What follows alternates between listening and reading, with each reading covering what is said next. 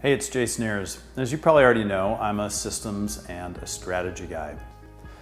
So I'd like to share with you a 5-step system that will really save you a lot of time, a lot of heartache, and may very well preserve relationships that you'd like to preserve. So the first thing is we very often tend to get into a partnership with someone we're friends with, and in some cases even a family member. So we have a friendship. Right? We're on the friendship. But when you go into a partnership, it's helpful to no longer view what you're doing as a friendship. So when you go into work mode, when you go into this partnership, step off of the friendship and step onto the partnership and treat it like a partnership. Do everything that you would normally do without necessarily thinking, you know, this is a friend, I don't want to hurt their relationship, I don't want to hurt their feelings, whatever it may be. The second thing is to do something that may feel uncomfortable, but something that is really, really wise to do and really worth it in the long run, and that's background checks. So credit, criminal, and civil background checks on the person that you're considering going into a partnership with. And I'd encourage you to have them do the same thing with you. And what you're looking for is not so much, you know, a mistake or a misstep that someone's made, because we all make mistakes, we all make missteps, and we can correct those, right? We can go back and clean that up. None of us are perfect.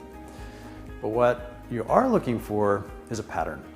You're looking for where they've repetitively done something that they apparently haven't learned from, or that they don't think there's anything wrong with, yet which is something that is really not aligned with your values or your own sense of integrity and honesty or ethics.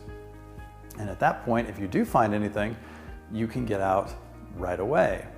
And if everything looks good, well, you just feel better knowing that everything looks clear and there's a clear path ahead. And when you think about it, this is really not so strange. I mean, we do this when we buy houses, when we rent apartments, when we apply for credit. And we do that for a reason, because we're looking for patterns of behavior.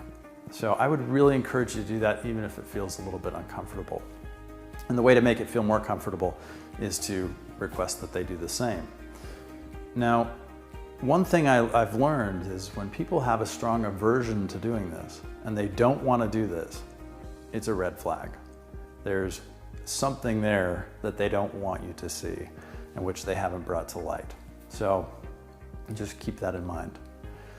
Now, the third thing is to have a very solid, legally executed partnership agreement in place.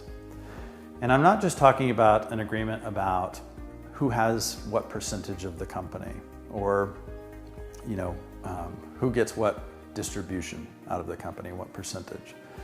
What I'm talking about is a very thorough document where you think through and you brainstorm all of the possible scenarios, where they want to leave the company, where you want to leave the company, where they want to buy you out, you want to buy them out, they want to bring somebody in, you want to bring somebody in.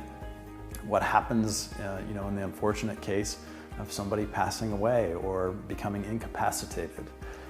What happens when you have a disagreement and you can't reach an agreement and yet you need to move forward, right? Are you going to use mediation, a third party to make the decision, a coin toss?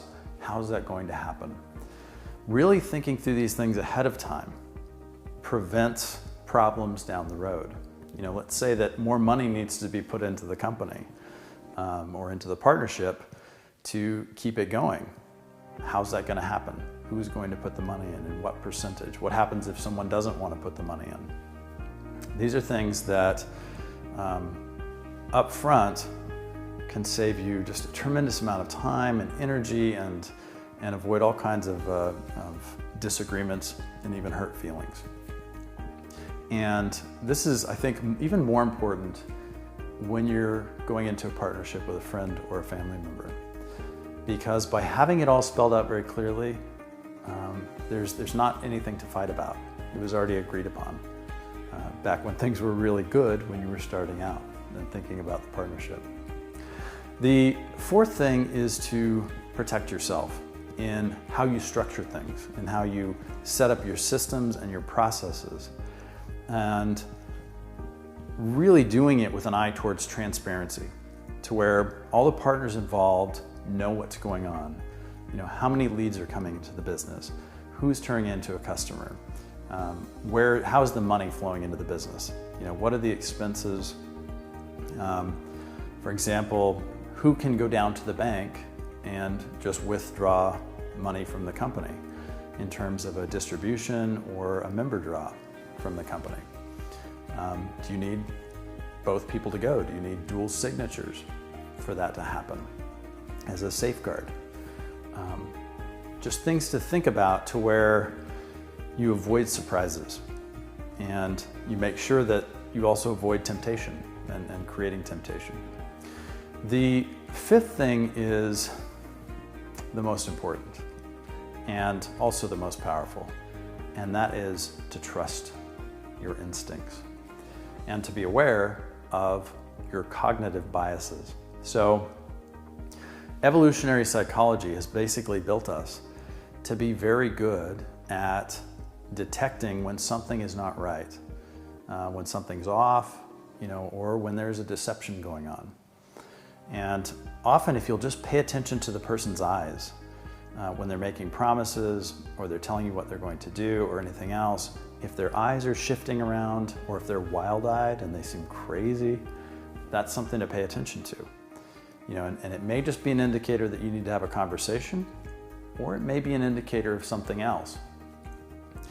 Now, the challenge with all of this is we have these biases that kick in, right? We've invested all this time, all this money, all this emotion, all this energy, and many times when we see those red flags, we don't want to see them for what they are. Or more importantly, when we realize they are red flags, we don't want to walk away because we feel like we've invested so much. And, you know, the counter to that is to realize that there are two things that you can't buy back once they're gone. One is your time. It's a finite resource and we don't know how much we're going to get. And the other is your positive reputation, your good name, right? Where your word is your bond, right? Your handshake is as good as gold. Once that's gone, especially in this interconnected world, it's very hard to ever get that back again. So although you're completely above board and doing everything ethically and honestly and with integrity, if you're involved with somebody else, that association can harm you if they're doing things which are not ethical or which are not honest or which are not above board. So it's often better to cut your losses, to sit down and reflect on the lessons you've learned and the progress you've made and the growth you've made, and to move on if you see those things. But by following this 5-step system, you're going to avoid a lot of those things, and you're going to avoid, in many cases, having to walk away, because you're going to deal with these things up front before you've made that significant investment of your valuable time, of your capital, and of your emotions. So I hope you've enjoyed this video. I hope that it helps you going forward.